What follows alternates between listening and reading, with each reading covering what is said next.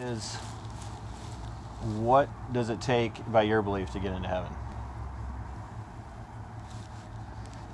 I don't know. What do you think? Well, scriptures teach that there's only two ways to get into heaven. One of them is to be perfectly righteous on your own, to be completely without sin. Oh, we're fucked on that. I've sinned a lot.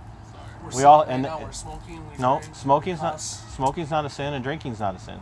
I've had sex, not married. There you go. That's a sin. That's adultery I in got God's married, eyes, Not married. right? Well, it's still God calls it adultery. Adultery. Even if you're not married, and he says if you even so much as look with lust in your heart, he calls that adultery. So you guys both just admitted that you've sinned. Now, smoking and drinking in and of themselves aren't sin. Drinking to the point of drunkenness, God calls a sin. But you can have a beer or a glass of wine or a shot or something, and God isn't going to look at you and say you're a sinner. This going, is my shirt I'm wearing tonight. I can't read it. It says So. titties and beer. Yeah, well, you're in the right place, I suppose. So. I'm going to sin tonight. I'm sorry. You So- guys have your own beliefs. I have mine. But is the validity of our beliefs based on how sincerely we hold to it, or is it based on reality? Depends how you look at it. I mean, you could live your whole life trying to get, say, if you believe in heaven or hell, you can live your whole life just trying to get that one spot. Or you can actually just live the life you have now, how you want it, how comfortable you want to be. I mean, you don't got to go out and fucking shoot someone, but you can go out and have a good time. Nobody's talking about shooting anybody. You're not thinking about shooting anybody, are you? No. All right. Plan on it. I didn't mean to scare you. Start bringing up guns. So, With all the protests started going on, Trump getting in the office. So no, and there again, I agree with you that a lot of people have that view, that it's, just live a good life and you're going to be okay, and as long as you're not hurting anybody, that's fine. But there again, we don't get to base our views on our own personal opinions. We have to have an external source. We have to have an objective external source that we have to base those beliefs off of. And so we don't get to establish our own standards. So if you're speeding and you get pulled over by You can a stay with us if you want. you get I don't smoke. I feel all left out.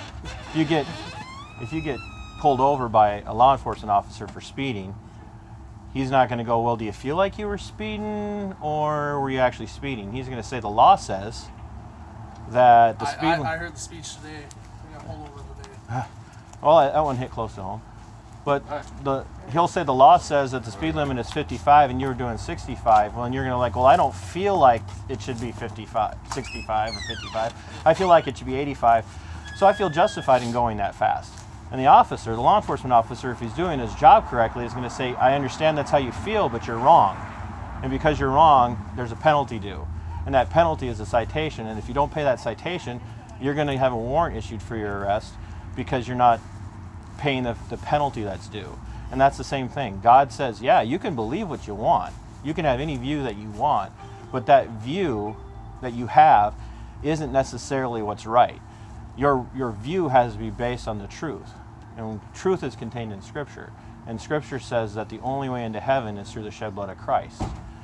And that's why he came to die. He came to atone for the sin of those who would believe. You can say that you believe, but if you believe, it's going to change your life.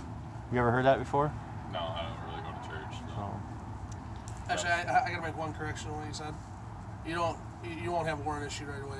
You have your license revoked. If you don't do nothing about that, then I agree. I know how the system works. I was just trying to. I have to ask one question. Yeah. Why does your buddy look like he wants to try to kick my ass? I don't know. No, he doesn't. He's about the least hostile person you will ever meet in your life. Well, I'm sorry to burst your bubbles. I mean, I'm not much of a religion guy. Nope, that's why we're out here. Well, We're not looking for other religious people. We're looking for people who don't have much of a religious belief so we can have a conversation with them. It doesn't do us any good if we have belief and all we ever do is talk about it amongst ourselves. It's like navel gazing. It doesn't get you anywhere. So it's kind of like a cult. Well, yeah, it'd be a little cultic if all you ever did is sit around and talk to people that agreed with you. You know what I mean? I'm sorry, I'm not about the cult life. No, that's what I'm saying. We're not a cult.